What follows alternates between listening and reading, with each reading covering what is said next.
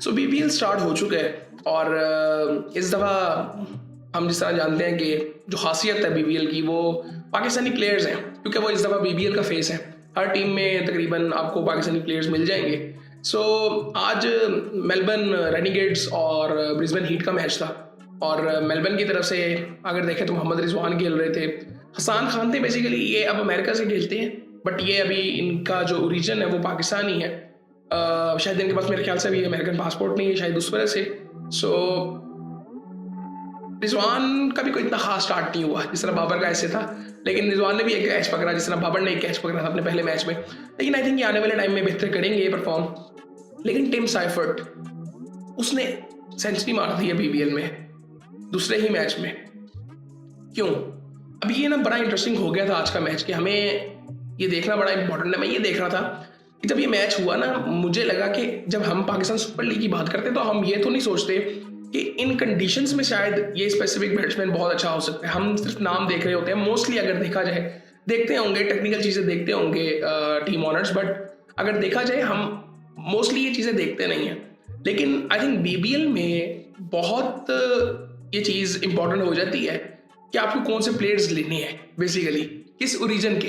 ये बड़ी इंपॉर्टेंट चीज़ हो जाती है। हाँ वो ठीक है, वो बहुत बड़े नाम है, बट ये चीज़ बड़ी इंपॉर्टेंट हो जाती है। जिस तरह अब ऑस्ट्रेलिया में मेरे ख्याल से अब जिस तरह हम मैचेस देख रहे हैं, इंग्लैंड की वो परफॉर्मेंस ही नहीं है जो उनकी होनी चाहिए। जो मैं समझता था कि यार इनको इतने मसले नहीं होने चाहिए बाउंस से, बट उनको भी मसले हो रहे हैं। और शायद मैंने पाकिस्तान को भी इतने मसले नहीं देखे, इंडिया को भी नहीं देखे जिस तरह से इंग्लैंड को हो रहे हैं। मेरे ख्याल से इंग्लैंड में, ऑस्ट्रेलिया में बेसिकली जो कंडीशंस होती हैं वो सूट ऑस्ट्रेलियंस के अलावा न्यूजीलैंड के प्लेयर्स को और साउथ अफ्रीका के प्लेयर्स को करती हैं, क्योंकि कंडीशंस काफ़ी हद तक सिमिलर होती हैं। मेरे ख्याल से सबसे डिफ़िकल्ट सिचुएशन जो होती है, कंडीशंस जो होती हैं वो साउथ अफ्रीका और साउथ अफ्रीका में भी नहीं, बेसिकली न्यूजीलैंड में, क्योंकि वहाँ पे जिस तरह से बॉल सीम स्विंग होता है वो बड़ा ज़बरदस्त और बड़ा आई थिंक कई दफ़ा मुश्किल हो जाता है पाकिस्तानी प्लेयर्स के लिए, नहीं सिर्फ दुनिया भर के प्लेयर्स के लिए।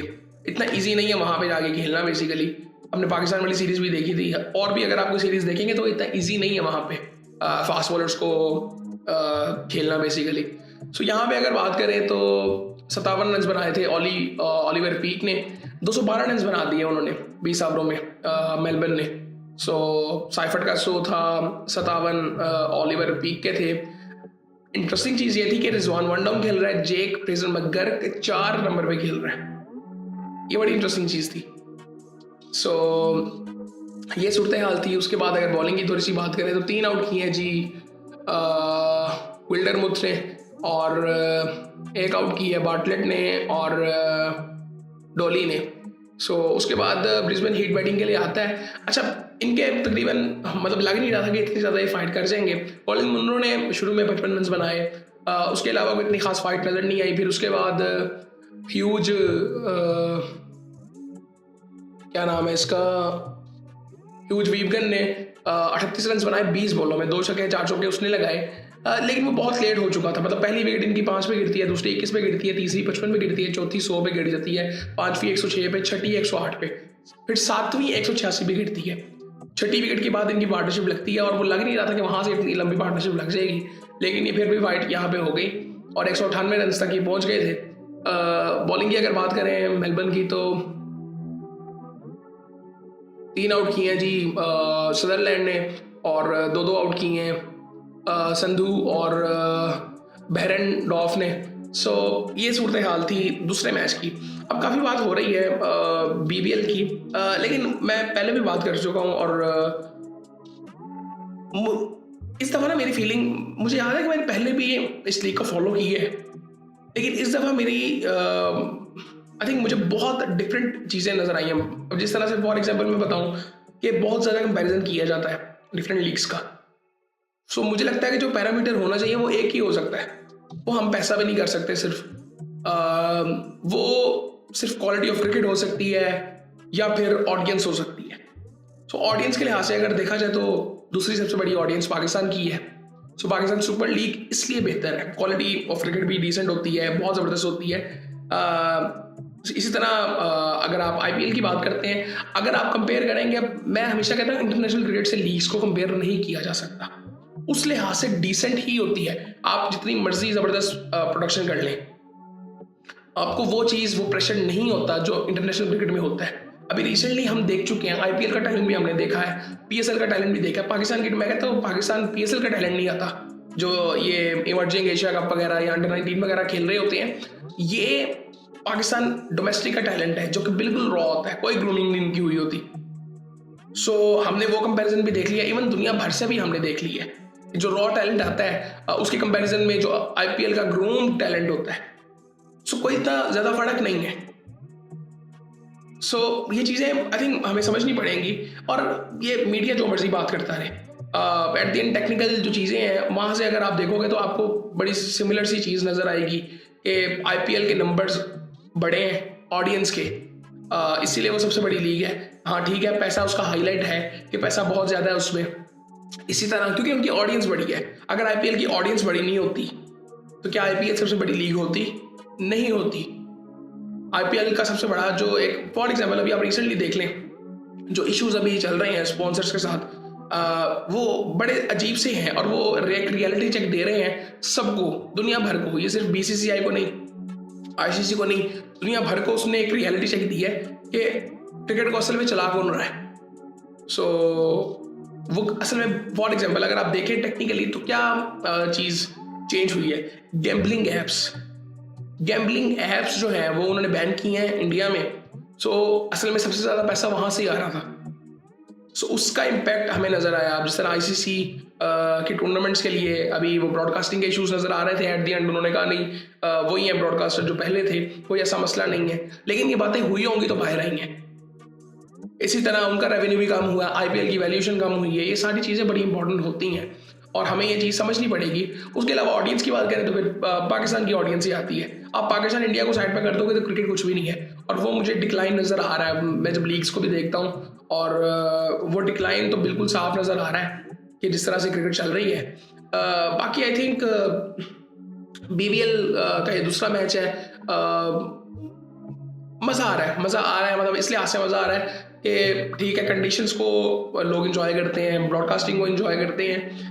लेकिन बेसिकली मैं पहले भी बात कर चुका हूँ कि थोड़ा सा डिफरेंट इस लिहाज से है कि मैं जो उम्मीद लगा के बैठा था ना कि बहुत ज़्यादा रिस्पॉन्स ऑडियंस की तरफ से भी होगा पूरी दुनिया में, मुझे वो नहीं उतना खास कोई नज़र आया। क्योंकि मैं सोशल मीडिया में भी इनको देख रहा हूँ। वो ठीक है कि पाकिस्तान की एक ऑडियंस का एक पुश आया बीबीएल में, बाबर आजम की वजह से, शाहीन रिजवान की वजह से, शादाब की वजह से, हारिस रऊफ की वजह से, बट आई थिंक उस तरह से नहीं था। दुनिया भर से मैं बात कर रहा हूँ कि जिस तरह से आईपीएल या पीएसएल की हम बात करते हैं, पीएसएल की जब बात करते हैं तो उस वक्त सब बात पीएसएल की कर रहे होते हैं। आईपीएल जब चल रहा होता है तो सब आईपीएल की बात कर रहे होते हैं। पूरी दुनिया की क्रिकेट रुकी होती है।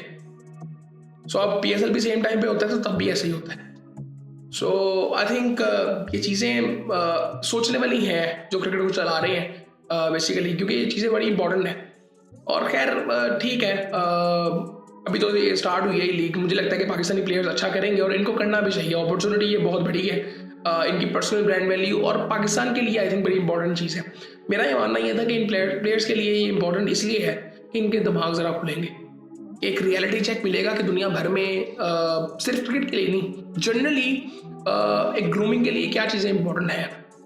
सो अगर देखा जाए तो उनका बेसिकली कहना यह है कि जी इन प्लेयर्स को हमने इसलिए बुलाया कि हमारे प्लेयर्स इनसे सीख सकें। बिल्कुल उनका तो बिल्कुल यही है, लेकिन हमारे प्लेयर्स इतने ज़्यादा ग्रूम नहीं होते मेरे ख्याल से जितना उनको होना चाहिए बेसिकली। लेकिन आई थिंक फिर भी ये नाम तो बहुत बड़े हैं, बाबर आजम, शाहीन, रिजवान।